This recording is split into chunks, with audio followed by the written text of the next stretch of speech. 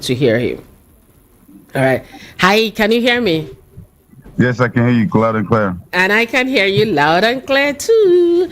All right. You'll have to position your camera better now because we're streaming you. So we are seeing you and we're hearing you too. Oh, I can see that you're lounging somewhere. I can see that the strike didn't touch where you're lounging. Mm. Nice to have you join us on the program today. I'm going to start from a point where maybe you didn't expect I'll go to, but I'm really interested in knowing. You had taken let me say your family had taken the federal government, let's tag it as that, to court as per the killing of your mom, and that her right to life was truncated, amongst other things. How is that case going right now? Is that case still anywhere at all? Well, actually, it wasn't necessarily we as a family, we've taken the federal government to court because after the case was basically thrown out, those who were accused of the heinous crime were released from prison. We now decided that since they were acting on behalf of the states at the time, that the state should also have some kind of there should be some kind of repercussions to the states. Since we didn't get justice in the right sense, like nobody was held accountable, well, the states as a continuum should be held accountable for that loss. With that case, is actually at the ECOWAS. Yeah. We're thinking that the ECOWAS. The ECOWAS court. Yeah, the ECOWAS court. And it was, for me, it's more or less a way of trying to just get that point across that, justice delayed is justice denied. What she died, the way she was assassinated was very horrific. I'm sure if we don't address it, it might be a situation where this can happen again. And that's one of the reasons why the family were adamant on some kind of accountability, no matter where it came from. Either it was the federal government or it was those who were actually the perpetrators of that crime.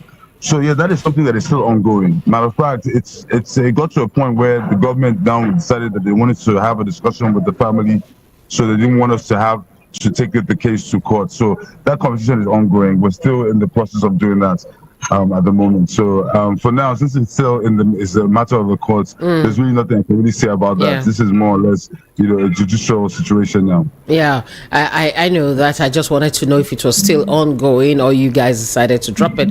But I'm glad to hear that's ongoing. So people at least could know that if such a thing happens, I can't go to court, if not in Nigeria, ECOWAS or even ICC, and get justice. And it brings me to some other thing. You were at an event some time back, and it was you saying that the declaration of June 12 as Democracy Day, my father's vision has been fulfilled even after death. It is important we understand that Nigeria belongs to all of us or none of us at all. That thing you said, it made me wonder.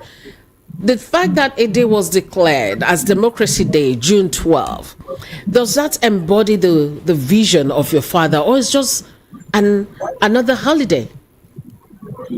Well, it's actually before this was recognized, it seemed like it was something that the powers that be wanted to just sweep under the carpet, like it just never happened. Before you can even start to understand what even happened during that time, you first have to accept that something did happen, or there was such a day, or something actually occurred on that day. So what I meant when I said that this was the start, this would have rekindled the hope in many Nigerians, is that, okay, for the first time, the government of the country is now acknowledging that role, that significant period in our democratic journey. Now that opens up a conversation. Now, is this the democracy that they died for? Is this the democracy that we want? But before you can even have that democracy of that discussion of if this is the democracy that we died for, you have to first acknowledge that there was some kind of sacrifice that led to this democracy. And then that is also it's supposed to be like a pinning moment where you're saying, okay, if we're going back and we're relating what we have today through the prism of what had happened in the past, then what steps can we take to bring that vision that they had into fruition? So it's not necessarily that it's a rule and you announce a day, it's a public holiday and it's all well and good. No. And like I always say, democracy is not a destination but a journey. How do we start to now have that conversation? How do we start to have the conversation of that was underpinned that whole election, farewell to poverty? First of all, by identifying with the people who actually came up with the idea. that opens up a room or space for people to now have that conversation of, is this the democracy that they died for? And if it's not, how can we strengthen this democracy? So like, yeah, so I am totally of the opinion that it was a step in the right direction. Obviously, there are more steps that should be taken. And another thing is that democracy is also a two-way street. One part is the leadership, and then the other part is the followership. We need to participate in this democracy in order to actually to properly declare or now request for the dividends of that democracy. If we're not actively involved in the process, we can't now we can't complain about what is being cooked in the kitchen. We have to be active when they're cutting the tomato, when they're cutting the onions, so that way when they made the food, we can now say, well, you shouldn't have put it up, you put too much salt. But if we're not even there to even see what they were doing, then we cannot. So the most important thing about democracy is the participation and our agency in and ownership of the country itself. So yeah, I understand your question. I was basically excited that after so many years, what we know to be true is being said out loud, which is a step in direction. Because, like, for instance, if I have an illness, if I'm not ready to accept that I have an illness, then I cannot even start talking about solving the problem that I have. If I have a tumor, but I'm telling you I don't have a tumor, I have a headache. Well, I'm solving the headache. I'm not solving the real cause of the problem. We need to first identify the cause or the core of the issue, and then we can now start looking for remedies or solutions to that problem. Talking about democracy now and the journey we've made, leadership, followership, and all that, now takes us to a point. I heard your mother saying in one of the clips, I would have played it, and if I get it ready, I'll play it for you to hear, where she was complaining that this is not what we want. Is there democracy? No, we can't have a democracy in this kind of atmosphere, talking about that time. And she referred to the fact that they were, maybe these people love power so much, they love stealing money, love putting people down. They're very insensitive, they're very this, they're very that. Virtually everything she said are the same things we are, or a lot of people are saying today about the place we found ourselves inside democracy. So I'm wondering, with all what you've seen, all the struggles that your family has gone through, Nigeria has gone through, do you think the kind of democracy we have now is any different from what she was fighting against then? The pilfering, the insensitivity, and the gagging, and so on. Okay, well, so yes, you're totally like I said, democracy is not a destination but a journey. I think we need to put that into context. Like I would say that my dad was accepted across the board based on the fact that he had a message that resonated with the majority of the people. You have to understand that after the 1993 elections, we had the Abacha come back here, and there was so much trauma. Subsequent governments have promised and yet not fulfilled their promise. Instantly, you're now degrading the electorate. The citizens are now losing hope in this process itself. You see, and based on that, that's why we see what we see today. So what I'm suggesting is, before we start to castigate this government, because for me, this government is the first democratically elected government. When I mean democratically elected, as in the person who is at the helm of affairs was part of that pro-democracy democracy movement. So if that's the case, then we should be. I can rest assured that Asiwaju understands what is at stake and what we had lost and the sacrifices that were made in the past. What I am now suggesting is, how do I, as a key stakeholder in this government, because this government is partly an Abiola government as well. How can I do something, support this government towards getting to that promised land? For what I see today, that might be different from other governments, is that it seems like there's a concern for where Nigeria is going, and they treating the country as a company, as an organization that so there's a growing concern. I believe that past governments were basically pushing the can forward. They were not necessarily addressing the issues as when they saw it. Some of these issues that we're facing today could have been solved many years ago when dollar was at a different rates. But based on the deterioration and then just basically lackluster attitude of our leadership, you can see that it's taken so long for us to get to where we are today.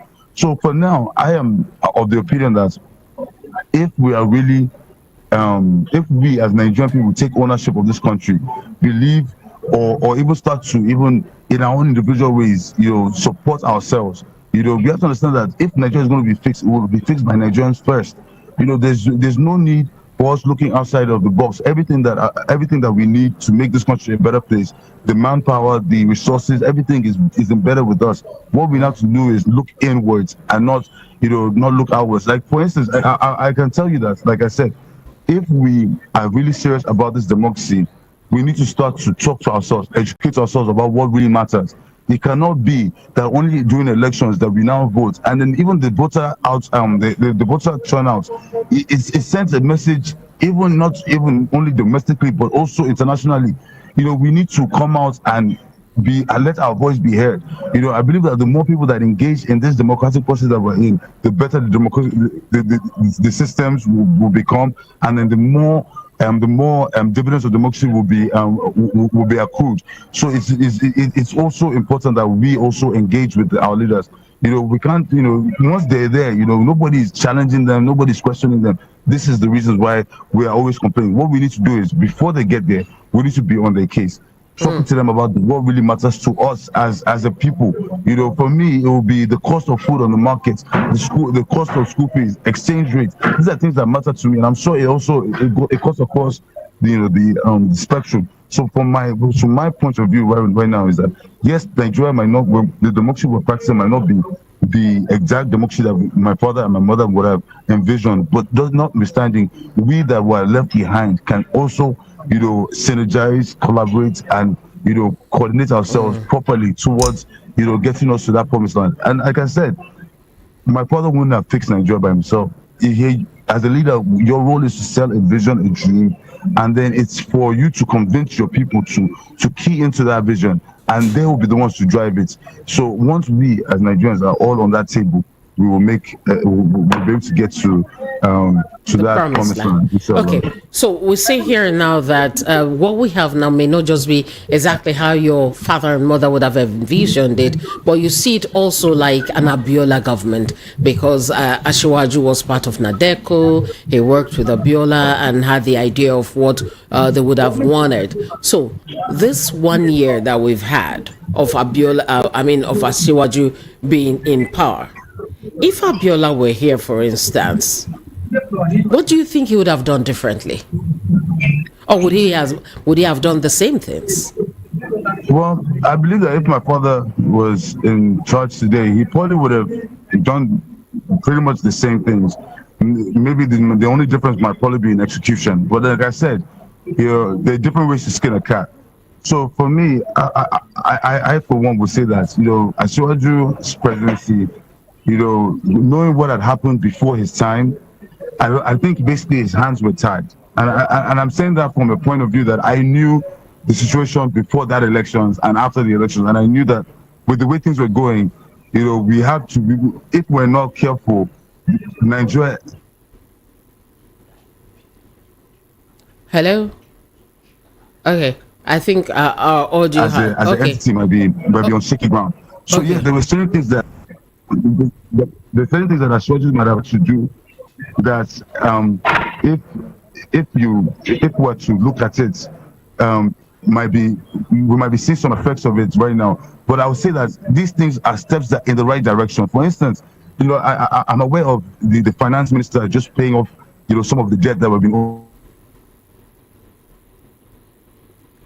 Okay, the network seems to be fluctuating, and we just lost that. Let's see if his audio will come back, or he'll be back. Is he still there? Hello? Hello, can you put it on? Let's see. Hello? Yeah, hello? Okay. The line disappeared. You were saying the finance minister just paid. He has paid off some of these back debts that we had incurred in the past regime. Saying signs will start to, after a while, it might not take a year, might be a little too short, especially with the kind of steps that have been taken to actually assess this government. I am hopeful that in the nearest future, things will start to take shape. In the meantime, though, like I said, when you're trying to move Nigeria from where it was when the president resumed office to where he intends it to go, we might have to be very diplomatic with our approach. We can't put too much on the Nigerian people. We all know the situation in the country. So the only advice, or I think the only advice my father would even reach out to say is, yes, we understand that we need to get to that, we need to move forward, and we need to start doing things the right way. But then there should be a way that we communicate this progress or this changes to the Nigerian people in a timely manner. That way, it is not just as a shock, or it doesn't come up abruptly to the to basically our psyche. So it's very important. Messaging and also the timing is key in everything that we do, especially when it comes to government policy. I'll say that that might be the only thing that my father would be talking about. Maybe just maybe, and my father was also a socialist. Ashwaju is a capitalist through and through. My father was mostly, he was a partly capitalist, but mostly a socialist. So I'm sure my father would have looked at ways of maybe reducing some of the the suffering. this, Say the way it is. phasing, Some of the suffering. electricity Mumuni say it. The You can do it in suffering. stages. You can do it in stages. Well, you see, you are not a real politician. You just went through like this, like this, like this. I'm sure in your heart you wanted to say to reduce the suffering, but you now went round and round the garden like a teddy bear. But because with what we know about your father, the man who was a great philanthropist and all that, I'm sure he didn't want to see people suffering as much as people are suffering now. And if I'm to find out from you now, is it because Asiwaju was part of Nadeko, worked with Kudirat, worked with Moshood, Abiola, and all that? Is that why you joined APC? Because one would be wondering, a young person like this who's looking for so much change, who wants the journey to change, journey to democracy. We've had the same people practically running this journey to democracy, and we're still where we are. And I was wondering at a point that, wouldn't it have been better he was with a neutral party like Labour Party or any other party like your brother who was in another party other than these two that practically brought us to the point where we are now? So is it the Nadeko thing that took you where you are? Well, actually, you have to understand that my mom was a key member of the Nadeko movement, and Asiwaju was basically, after my mom's demise, Asiwaju took over the leadership. For me, it's very simple. The way I look at it is that, if you have noticed in that, when I got back to Nigeria in 2007, thereabouts, it was only the Southwest states that were talking about June 12. It was Southwest. They took it upon themselves, and during that time, I think it was AG then ACN. They were progressives. My father was always a progressive first. See, so I'm a progressive. So I identified with their mantra. Now, that is not to say that steps that were done, the things that were done, are actually in line with the progressive tendency. But that is an internal party matter. We within the party can discuss these matters and come up with better strategies to alleviating these pressures on our people. So yes, I believe that from within this APC party, I believe that I can do more because I have most of my relationships built. Was if I'm going to make any kind of change, I can make a lasting change through. And most of the members that you find that are in the APC were once SDP members who then turned to AD. So these people were also part of that journey. They would know, they understand the significance of this democracy that we have. So it's imperative for me to, first of all, seek out like-minded people who are, proclaiming the same thing that I would identify with, which is progressiveness, inclusion, true Democrats, not a military man turned Democrat the next day. This is somebody who was a Democrat from source. So this is why I have been a progressive. So it didn't really matter the name of the party as long as they were proclaiming progressive tendencies. That was what it was important to me. So if there's any way I can, help promote that vision, I am there. Okay, let's take a little pause and let's hear your mom say something from way back. And some of the reactions here are from having listened to a speech by Abacha at that point in time, and your dad was still incarcerated. I'm sure you've seen this clip several times, but some people haven't heard or seen this clip. So let's quickly play it and then we'll wrap this up. From what I heard, General Sani Abacha have said in the broadcast this morning, my anxiety, my principal anxiety is General Sani Abacha in various pronouncements. I heard Bashono, M.K.O, Abiola before the trial starts. There were 2 instances where he came onto the air and said Bashono, M.K.O, Abiola has committed treason, and the case is still pending in the court. So I believe that that General Sani Abacha is the prosecutor, the jury, and is the judge. That has always been my fear, that the judiciary in this country has been stampeded by the dictators that impose on themselves on us as our leaders and rulers. So whatever comes out of the judiciary, I know is not going to be the truth, because I'm more worried as a woman watching General Sani Abacha telling lies, deceit to fellow Nigerians as if we are foreigners. I am sad and worried.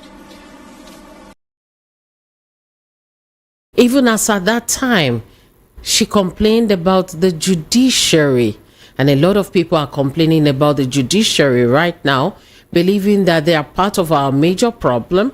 And INEC, the judiciary, they are giving a lot of people heart issues in court. People do not want to come out to vote anymore and all that. And you see Kudirat Abiola there also complaining about the judiciary. Abdul, to you, how do you think we can solve this issue from then till now? The role of the judiciary in our electoral process, in our democracy and all that. How can we make it better? And are you very happy with the judiciary right now? Well, obviously, like you've mentioned, there's some question marks when it comes to the judiciary. I, for one, since I'm not a lawyer, I don't think I should be having this. I should talk about any part of the judiciary. But what I can say is that the judiciary is a key part of any democracy. You know, and then it's also been said that the judiciary is the last hope of the common man. You know, it's important that they understand the role, the constitutional role that they have to play. I think one of the issues that we might have in Nigeria is the fact that, you know, something like a judge should not necessarily have to pander to a governor just to get what is rightfully allocated to them.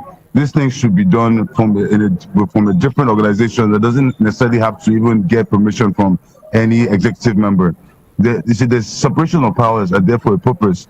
You know, it's there to check, you know, the excesses of any one arm of government. So the legislature have a role to play. You know, we need to make sure that the judiciary is independent enough to just interpret the constitution the way they see it. You know, and I think it's important that they take that role very seriously. My mom was complaining about them, but you know, at the time she was complaining about them, they probably had a gun pointed at their heads. Now it's a totally different situation. Now, I don't know exactly what's maybe now it's a bank that's pointed at their head. A bank. I'm not aware of what is being pointed at them now that is causing this issue. But I'm sure that, you know, they are learned members of the judiciary who are also looking into this matter very seriously. And I also think that sometimes when we want to discuss, you know, these institutions, we have to understand that we're all Nigerians to begin with. So it's the people that are that are sitting on that bench are Nigerians too. So once, like I said, we all take ownership of this country, then the judiciary will do their job, the legislature will do their job, the executive will do that, and the citizenry, which is the fourth realm. I think the citizenry is the fourth, and then the judiciary is the fifth. So yeah, so everybody, I know the media is the fifth. So I think everybody needs to take up their own responsibility, and once that is done, you know, we will start to get the dividends of democracy that we all are hoping and wishing for. All right, finally, you see that particular thing she said that I paraphrased. I have the sound and the clip now. Let's hear her. Well, for 1 year now, the head of the junta, General Sani Abacha, has refuse me seeing him. Well, for 1 year now, the head of the junta, General Sani Abacha, has refused me seeing him. They hide under the ploy that I have a case to answer with the police. And also,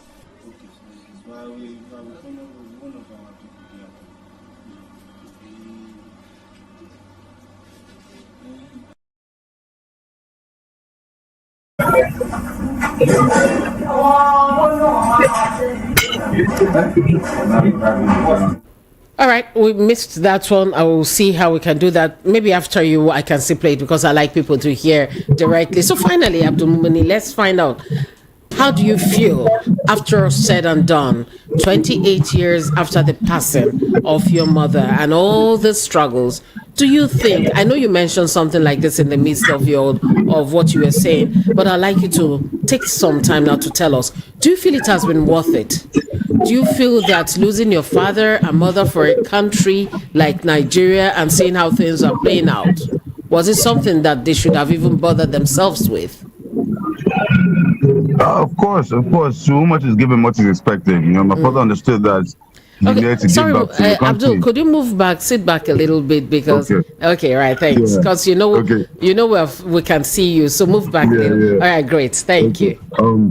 So yes, my father was a strong believer in Nigeria and the potential of this such a young country at the time. Like I told you, he was poor and he became rich, and he made that money from Nigeria.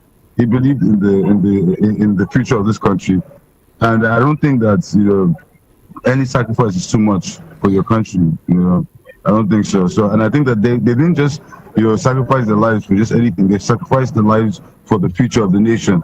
They understood that, look, for a country of at the time maybe 100 and something million people, the only way that we could move forward is if we all discuss the issues in a civil manner and not behind the barrel, or not being threatened or anything. We need to come together as one people and discuss the issues. So yes, the sacrifice I believe was worth it. Every step, every challenge I've ever been through, I'm always proud of the decisions they made during that time. I've been in Nigeria now for the past maybe 15 years, and every day I'm just blessed. I believe that the country is blessed. I meet new people. I connect with my fellow Nigerian brothers and sisters who are doing amazing things, both in Nigeria and across the globe.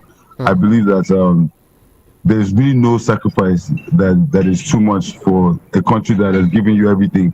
This is my home. This is all I know, and I'm privileged to even be a son of some people who were willing to take a step, especially at the time when they did. Because if you know anything about Abiola, there was no need for him to put his whole empire at stake for a nation. But he realized that, look, his empire is nothing if the nation is not moving forward. So I'm of the same vision that Nigeria is only as good as the poorest of us. If we are all accounted for, then we will all be it'll be Eldorado. It will be so funny if we all were just to look at each other as one family, and you see how good and how peaceful a nation we can be.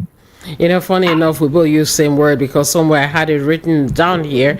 Will we ever get to El Dorado? And I think right now El Dorado is a bit foul, and Arik cannot take us there right now. We'll have to work a lot harder to get there. On the last note, somebody said I should ask you if you think that your party, APC, can give us the type of judiciary that we truly want and should have. I believe His Excellency we're working towards that direction. Like I said, see, the thing about democracy is, like I said, it's fluid. If we're having any issues, we need to engage. I would encourage the party and the leadership to look within the party, and if they can still, and to see if there are other hands that can be put onto to becoming brought on board towards moving us forward. We're talking about the judiciary.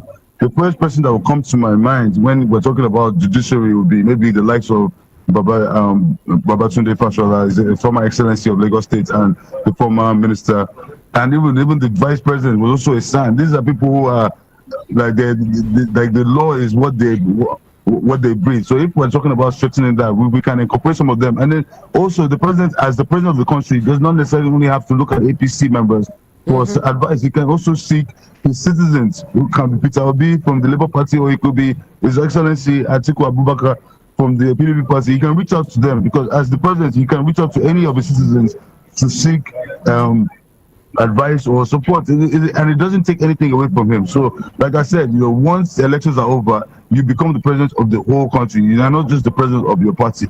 So, I'm sure Mr. President is doing all he needs to do towards making getting us there. And we have to also understand that we're always calling Mr. President. We have state governors that need to take account for their own role and take stewardship for their own area. We have House of Reps members that can also come to play.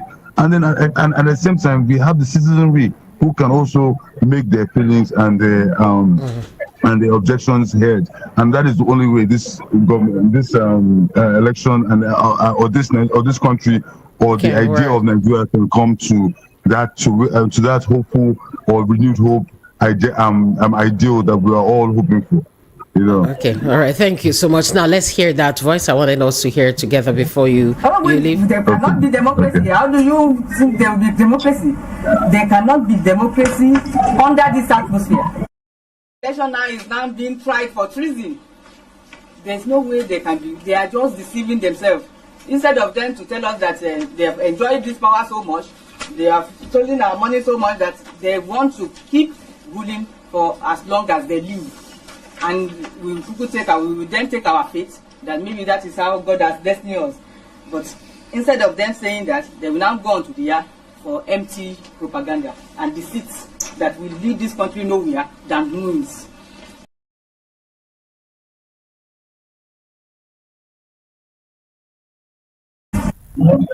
You heard that, right?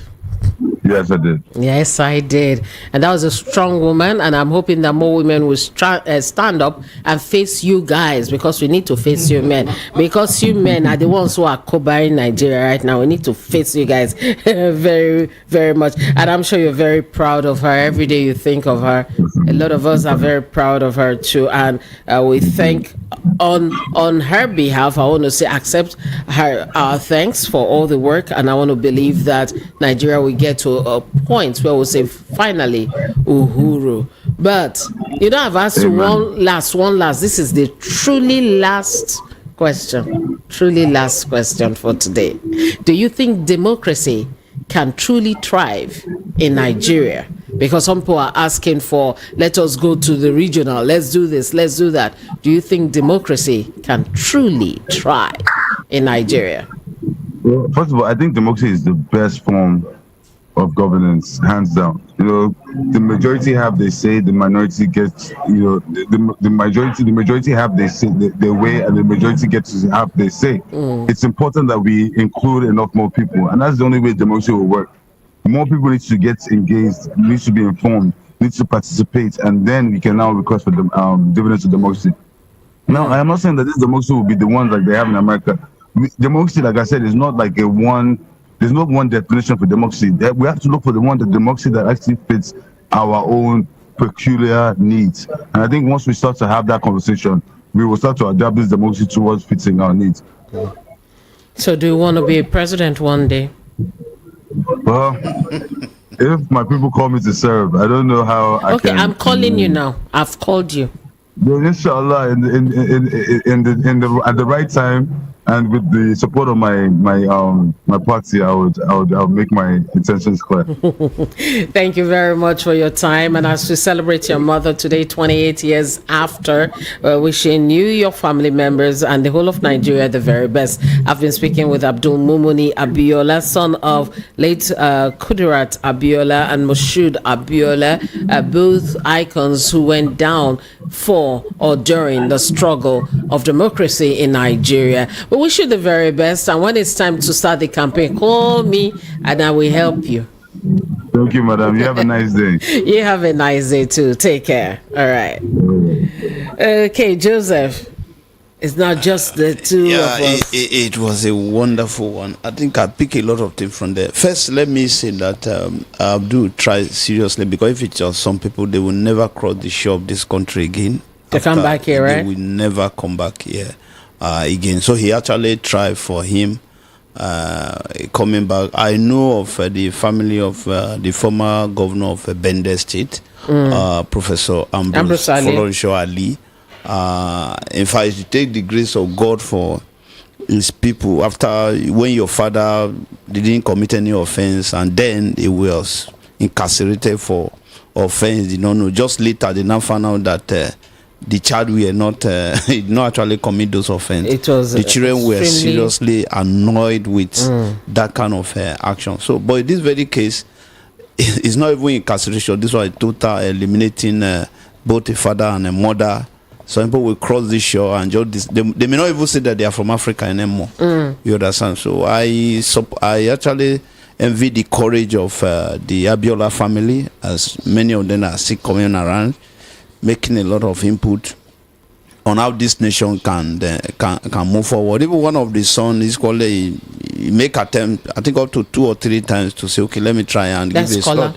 Yeah, to become president of Nigeria. The sister, I work with, I think, government, Ogun State government and all that. So I think the courage I actually possibly envy the courage for them to. It means that they strongly believe in this country, and the system should equally encourage and support them. And some of those issues, the question they are asking, there's nothing wrong if the government can just quickly answer those questions like yesterday.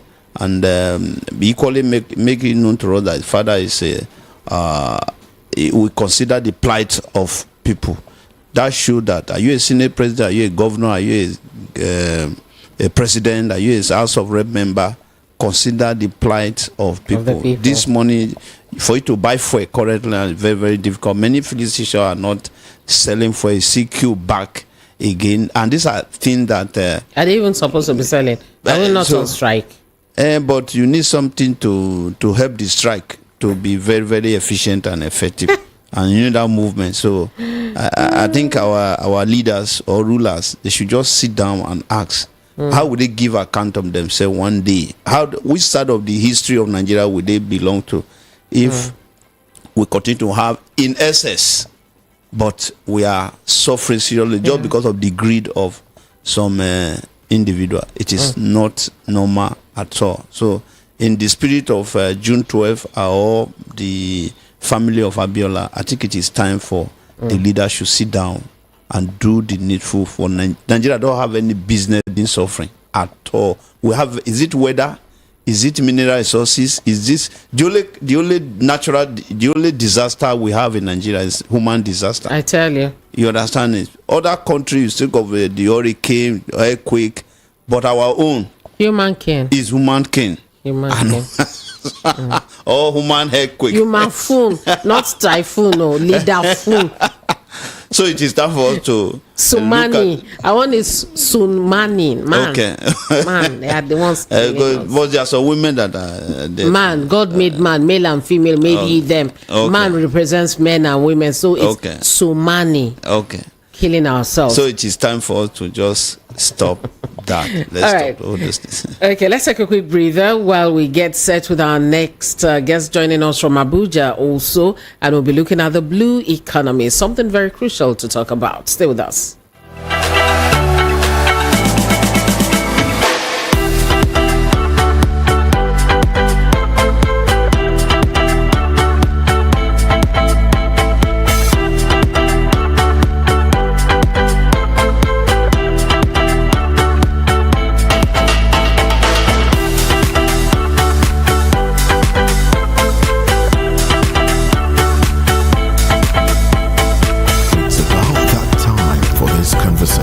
It's about that time for this conversation. We want to know what the public has to say. Your voice. Fuel subsidies removed. My voice.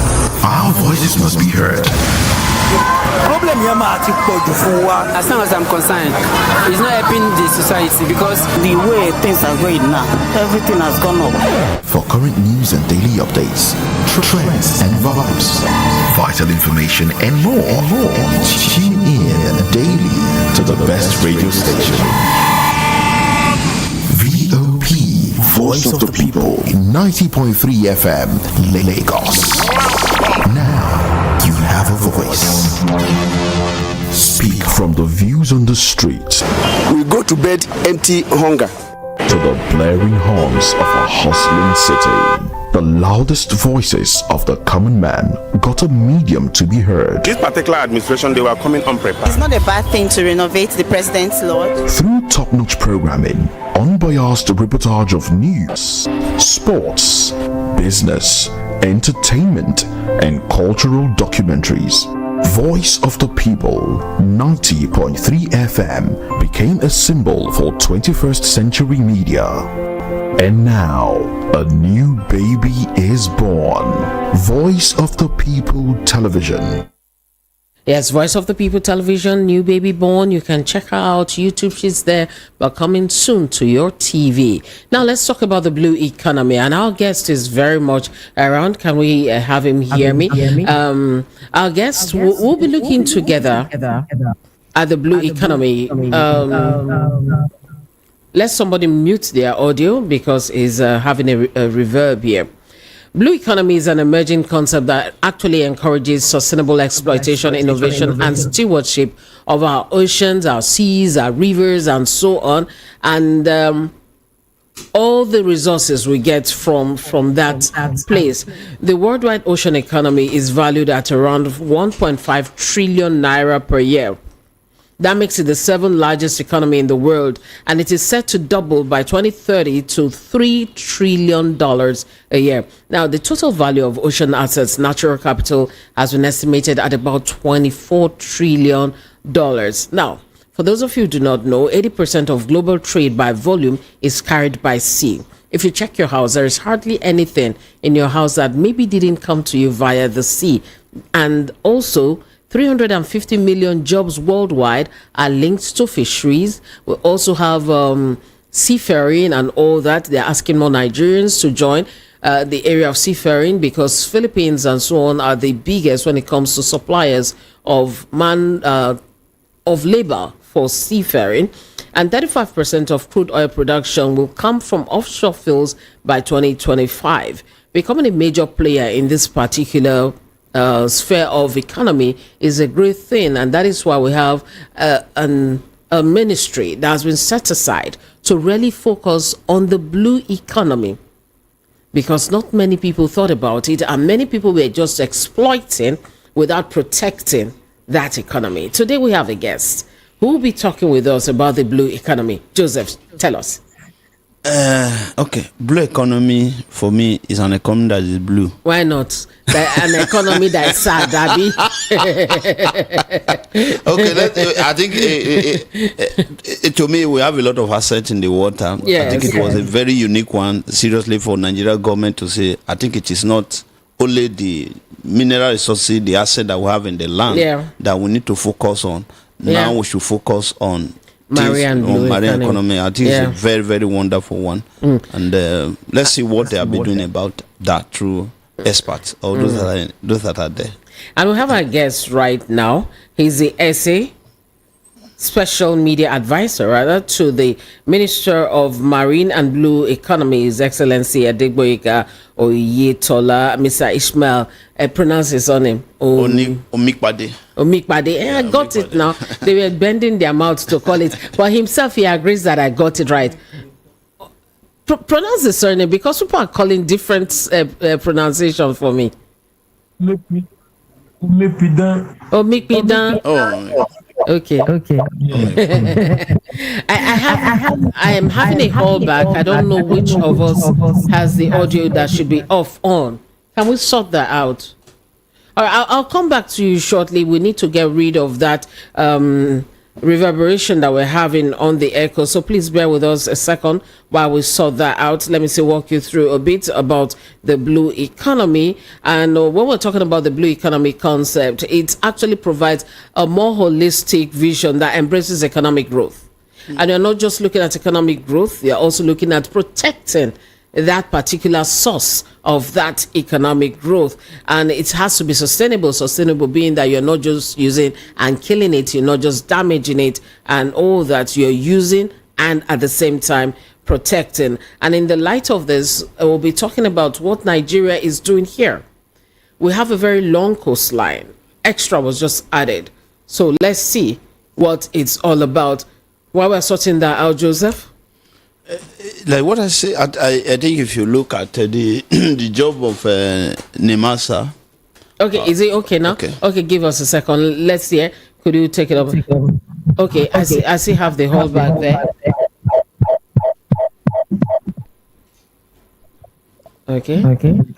Sorry, I know you are not watching. For those watching, they will understand what's going on here. But we're trying to sort out this thing that you can hear.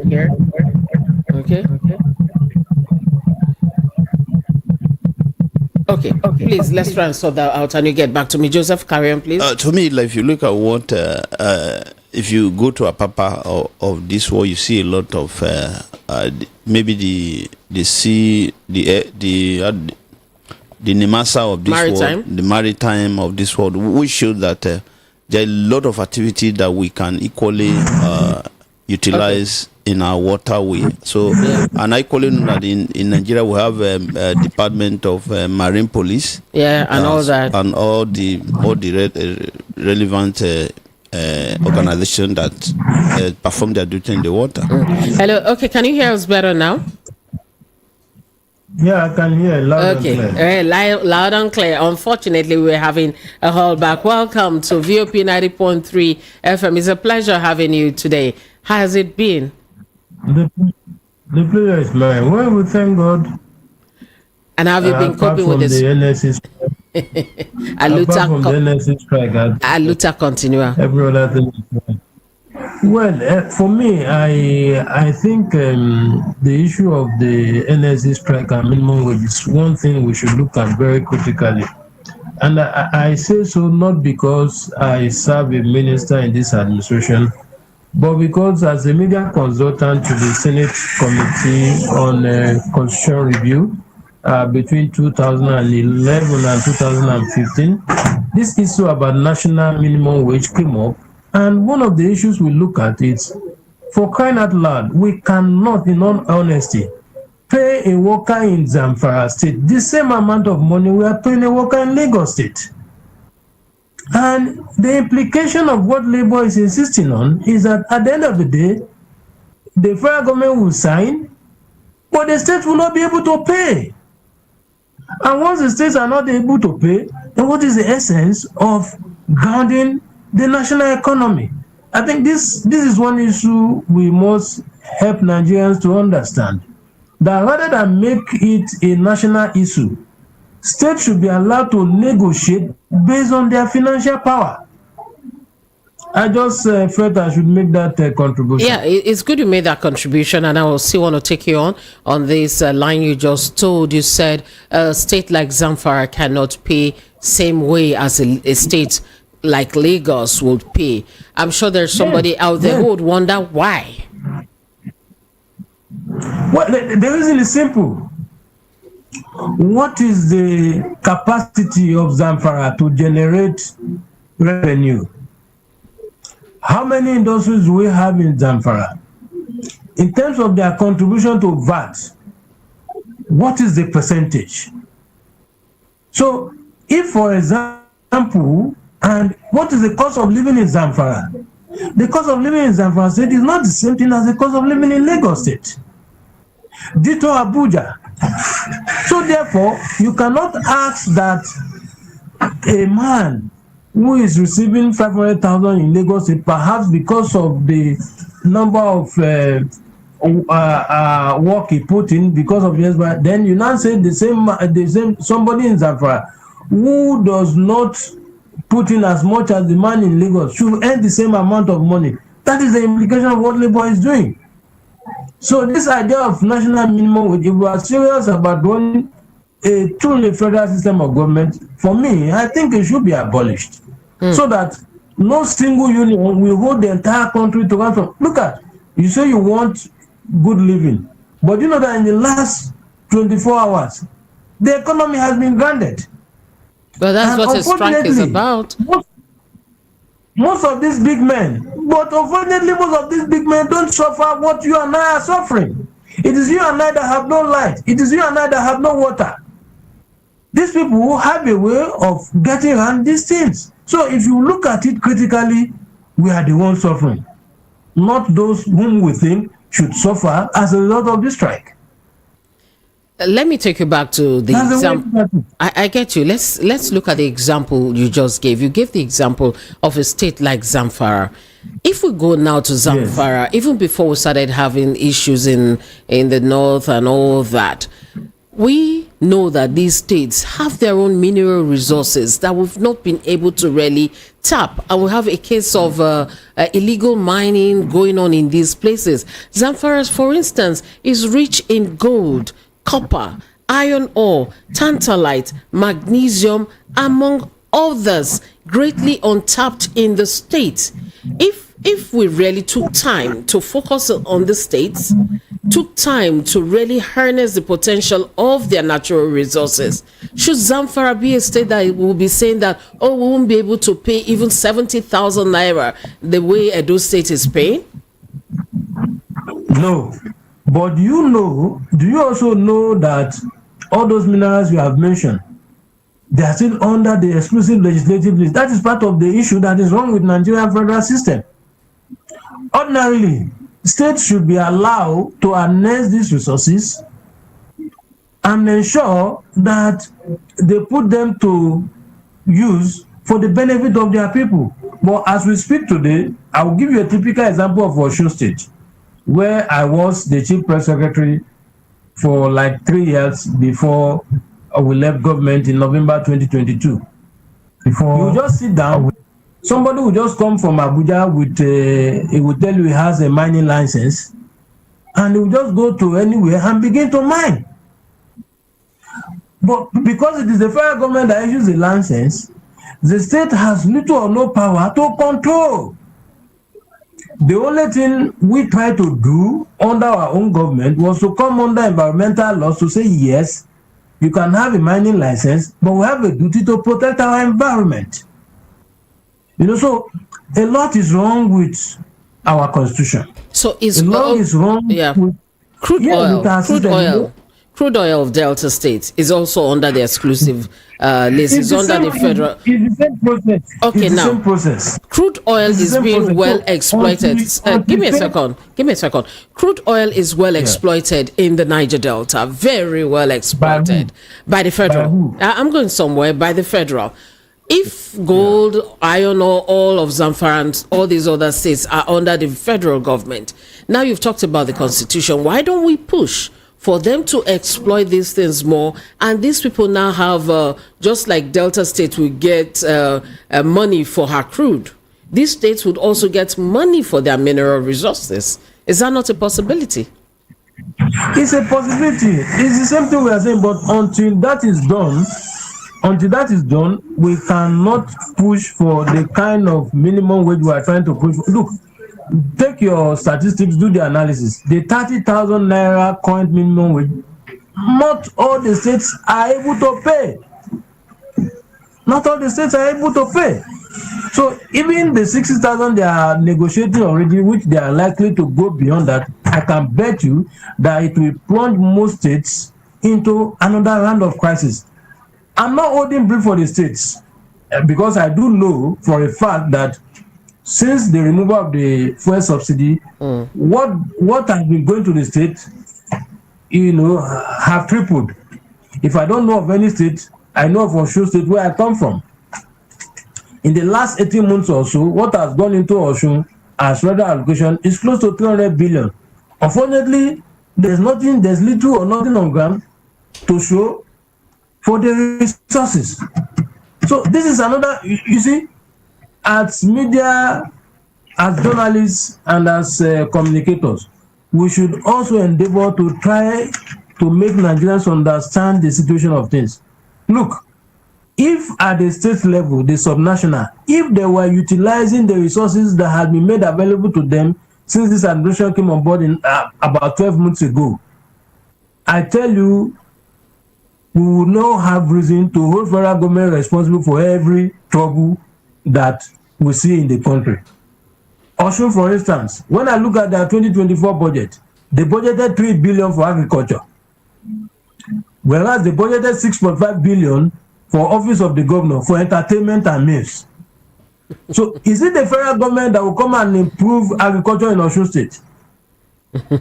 So these are some of the dynamics that Nigerians will have to understand. Everybody will tell you, oh, federal government, but nobody is looking at what the states are doing. And unless the state decide to come to the same level with the federal government, there's no amount of money you pump into the state that you will see any tangible results. Okay, let's come to the blue economy now. The blue economy is one that has come to stay.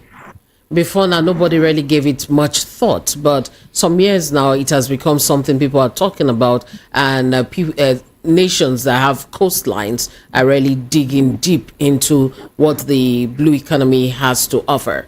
Now, let's still break it down. I tried to say something about it. Let's break it down a bit. What is actually the blue economy about? In a simple layman's language, the blue economy is just about harnessing the resources of the ocean for the benefit of the people and while ensuring environmental sustainability.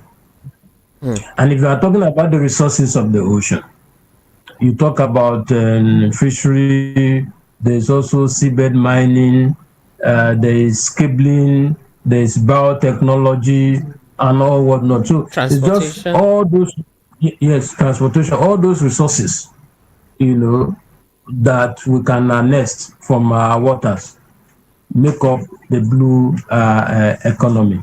And this in case you don't know, okay, carry on, please. Out of the 36 states in Nigeria, about 20 can be connected to water. Unfortunately, at the moment, only about 4 or 5 are making effective use of water transportation. And so part of what we are trying to do is to embark on dredging to make our waterways navigable, so that rather than continue to go through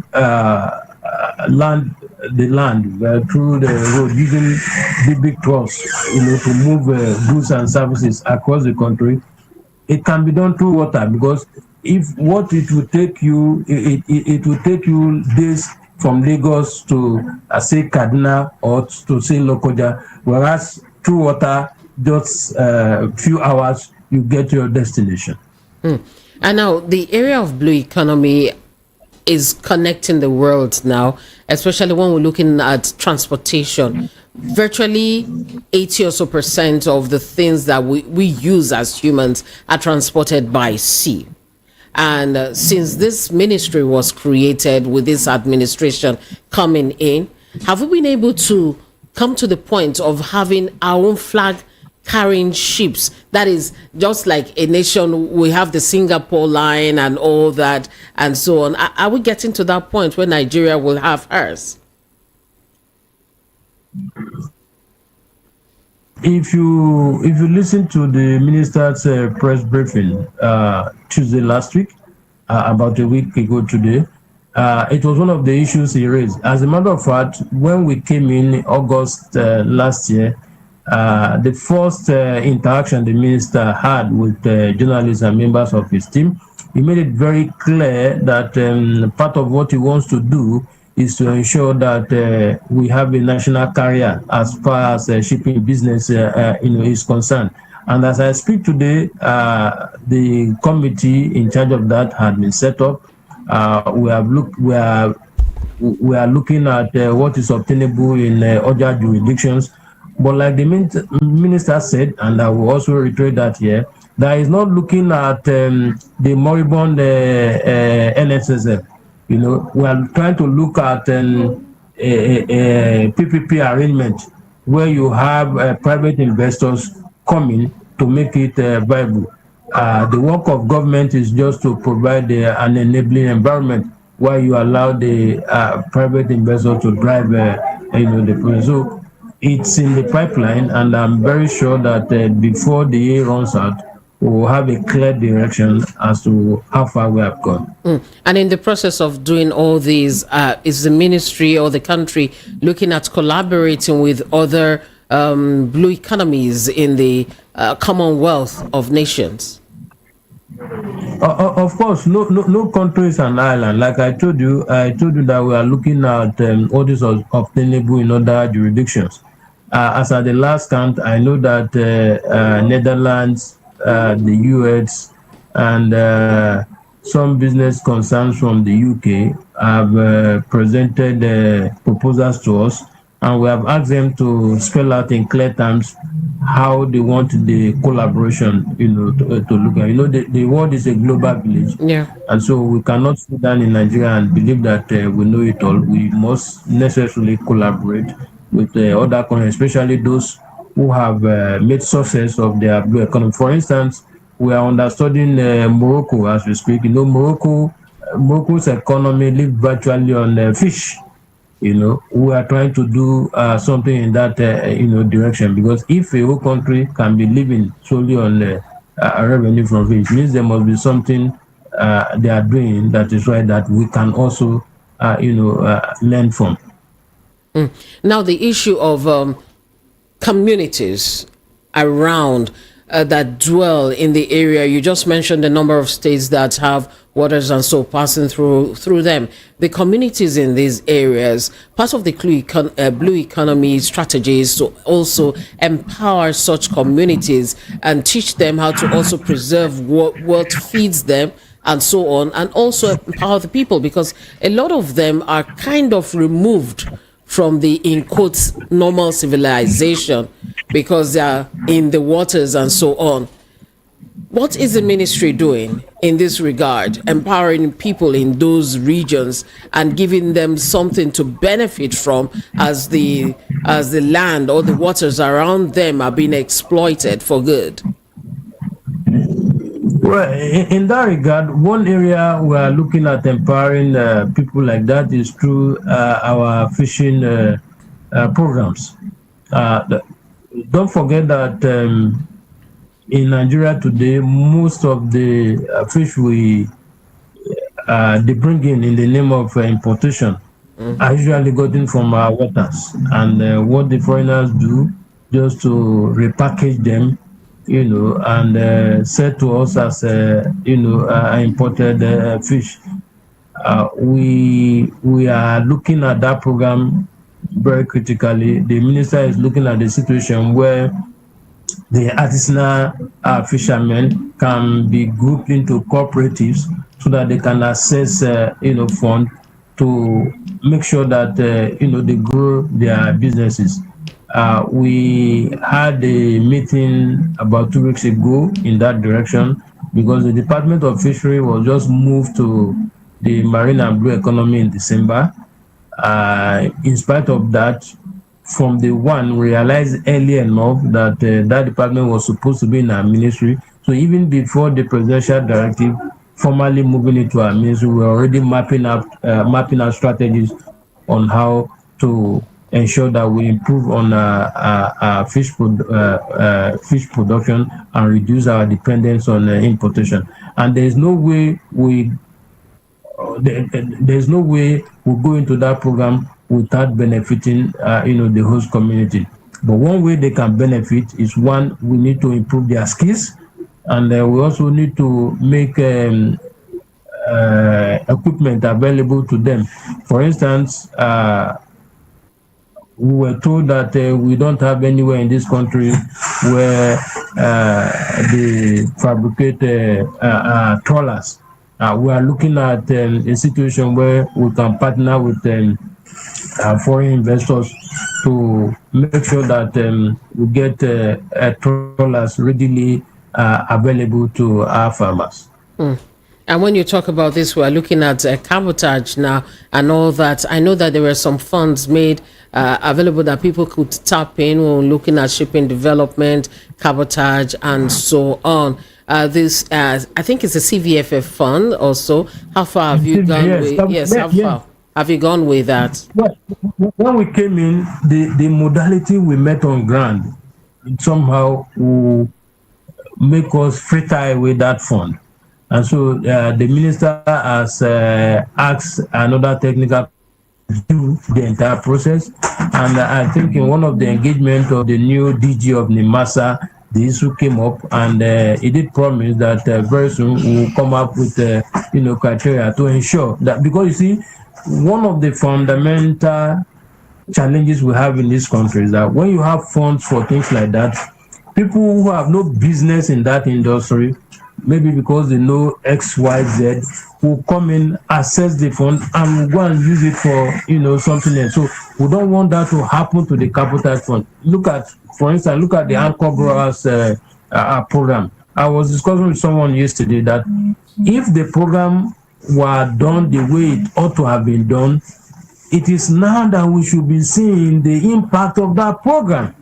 But in spite of the humongous amount of money the country, expended on that program, you see Nigerians still complaining about, food scarcity. It shows clearly that something was wrong with that program. So we didn't want to go that route. And that's why we are taking our time with regards to the capital fund. So that means maybe the list that was drawn before, those people who were going to benefit from all, you have to overhaul everything and practically start from afresh. The entire process has to be reviewed to be sure that only those who are in the shipping business and who are desirous of investing the money for that purpose access the fund. Then in the area of security, maritime security, I know there had been some cases before now of arrests. When you mentioned fishing just now and the fact that trolleys come into our waters, some of them without permission, some switch off the trackers and so on, and that had been an issue before. Since you came into office, how has it been in the area of piracy, maritime security and so on? How has it been? Well, with regards to piracy, I think we have continued to maintain a zero piracy record in the Gulf of Guinea since we came on board. We met it at that, and we have done everything within our means to maintain, that standard. If you Google, you see that Nigeria has since been removed from the list of maritime domains where piracy occurs every now and then. I think we have continued to maintain zero level, but that is not to say that we do not need to improve on our security.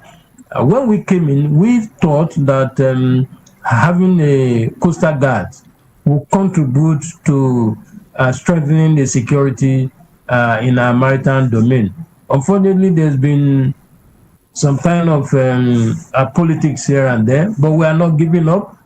Discussions are on with security chiefs in the country, looking at how best we can go about it. It was part of those discussions that led to the unveiling of, they call them mining marshals. It was part of those discussions, that led to the unveiling of mining marshal. And with regards to our waters, especially with regards to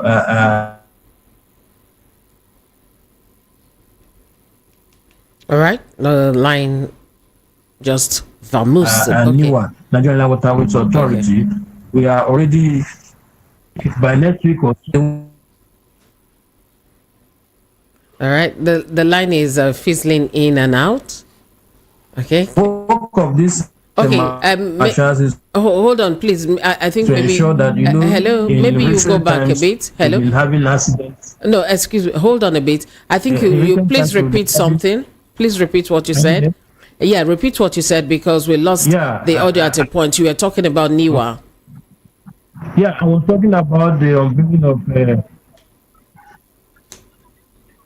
Yeah, I was talking about the unveiling of water marshals. You know that before we came in, and even shortly after we came in, there were reports of accidents, boat capsizing in Niger State, in part of Kogi State, and even some part of Lagos, are majorly as a result of the nature and the type of boats being deployed. In some rickety. Apart from that, there's also issue of overloading, and so these water marshals are expected to maintain the standard and insist that what is required with regards to water transportation is what is obtainable. To test run what we are doing, NIWA had gone ahead to make purchase of some fiber, some boats made of fiber as a pilot scheme. Will give to some of these communities where this water transportation are very regular. Gradually, we'll now phase out the old and rickety boats so as to ensure safety on our waters. I think the boats will be unveiled, I think, about a week from now. But for the strike, we would have been definite of the date. But because of the strike, because before the strike, we were bid to go to Port Harcourt for the personal parade of maritime cadets. But because of the strike now, certainly the date will change. And once that date changes, it will also affect the NIWA event, because the NIWA event was tentatively fixed for 11th with the Nimasa part of it by next tomorrow. Okay, time is running away with us, so we'll quickly start wrapping up. We've said a lot. People have heard cabotage, they've heard CVFF, they've heard this, and they've heard Ministry of Marine and Blue Economy. Some may just be wondering, what is actually the role of the ministry in the scheme of things? What is the function of the ministry? Well, the function of the ministry is simply to provide leadership. You know, don't forget that most of the activities around the marine and blue economy were being carried out in the past, even when the ministry had not been created, but they were carried out haphazardly. But now the ministry has been created to coordinate all those activities. And you see, the ministry is so unique in the sense that its activity cut across several other ministries. For instance, if you are talking about environmental sustainability, we have Ministry of Environment. So what it means that there has to be a handshake between the Ministry of Marine and Blue Economy and the Ministry of Environment for that to work effectively. So the role of the minister, simple, is just to provide leadership. And part of providing the leadership is to ensure that we have a national policy on marine and blue economy. As I speak, we have done over 50% of the work, and with what the minister said during the minister press briefing last week, hopefully by the end of December, we should have a national policy on marine and blue economy. So that is majorly part of the responsibility of the ministry, to provide leadership and coordinate activities around our marine and blue economy. And which of the agencies are under the ministry now? You've mentioned NIMASA. At the moment, we have NIMASA, we have NIWA, we have M.K.O, we have the Institute of Oceanography, which were all part of Ministry of Agriculture in the past. The Maritime Academy of Nigeria in Oron is under the ministry.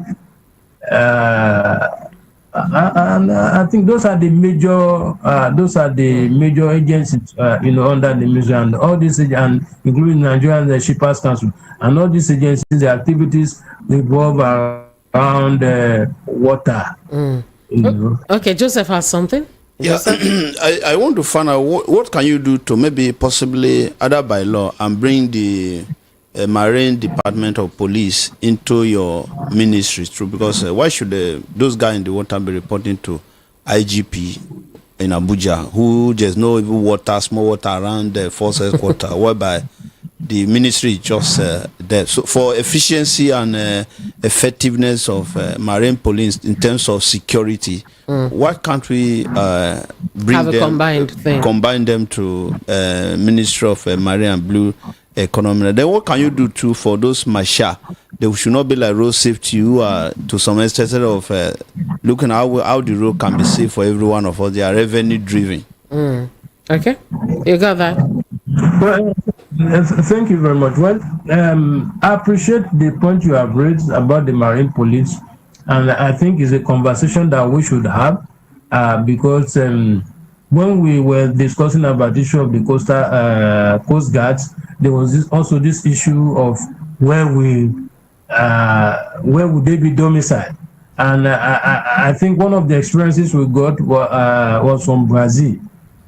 In Brazil, the coast guards operate side by, it's under Navy, they operate side by, but they're also under the ministry, so we cannot wake up to say we want to carry out any amendment without looking at what is obtainable in auditions and how we can marry them with our own situation for the benefit of our people. I believe very strongly that once the conversation begins and Nigerians see reason that the marine police should be under the ministry, I'm sure once we can convince all those security chiefs, they will have no choice once Nigerians decide to allow it the way Nigerians want it. But you see, don't forget that most people, once they are in charge of the territory, they hardly want to let go of that territory. You know the challenges we passed through when we were trying to come up with the issue of the civil defense. But today, they have come to stay. So it's not something that you do by fiat, and it's not something you just wake up that you want to do. It's a thing that will follow through the program. I'm sure by the time the national police is out and when we engage with Nigerians, there will be other things that we need to learn and add to the national police. And I'm sure some of these issues, will come. And now the road marshals, well, I quite agree with you, and that is why the orientation will be quite different from your everyday police officer, because you don't forget that, like the minister told their trainers at some point, that if the water is safe, it is safe for you and I. It is not for only. So you have a duty to ensure that Nigerian benefits from your expertise. You must always put the interest of the country over and above your personal interest. And so we believe very strongly that with the right leadership, we'll make the best of the water marshals. So far so good. How much impact has the blue economy made in the overall economy of the country? Have we seen some dividends? Well, yet? if you look at the revenue profile, as at last week when the minister was okay, rendering his stewardship, we've been able to raise the revenue by 92% within the first quarter. The line is a bit dodgy now. Being able to raise revenue. In comparison, being worked on. And I believe that at the end of the day, we have raised revenue. And I believe that in regards to revenue, especially once we are done with the modernization of our ports. Don't forget that one of the major challenge that we have with regards to our ports is that, one, the major ports, the Tinkan, the Apapa, the dock level are very low and shallow. They are between 11 and 13, whereas all the bigger seaports are between 16 and 19. Apart from Lekki, that is about I think 16.5 or 17, none of our seaports had got that level, and that is why we lose most of our ship to neighboring countries like Togo and Lome. Yeah. But with the modernization and rehabilitation program that we are embarking on, we are done with the we are tidying up the procurement stage. Once we are able to complete that rehabilitation and modernization of our ports, the revenue will triple, because what it means is that all those bigger ships that can no longer berth at Apapa and Tinkan will now begin to berth at Apapa and Tinkan ports. Yeah, I have less than a minute to go, but I'd quickly like to know this. Now that you refer to the ports, what are we doing about the other ports, on airports, Port Harcourt? Those are places that deserve ports, ports in Calabar, and those places. We believe that once we have those working, all this congestion here in Lagos will ease off. What is the plan? Is the ministry working on that? We are. We were in on there, I think about 2 months ago, should be about 3 months now, precisely in February, to commission some of the access roads within the port that were rehabilitated. And that has also increased the business, ease of doing business on the ports. And like the minister said during that program, he said that we will not neglect other ports like Calabar, all those ports in the eastern flank, of the country. So if we can invest in One, certainly we'll extend the investment to other ports in the eastern part of the country. In the nearest future? Not in the nearest future. Immediately, the One work is part of the One work is still ongoing. Port We're also rehabilitating the One port. Yeah, we're also rehabilitating the One port. The Calabar one has not started, and I'm sure that very soon that one too will start.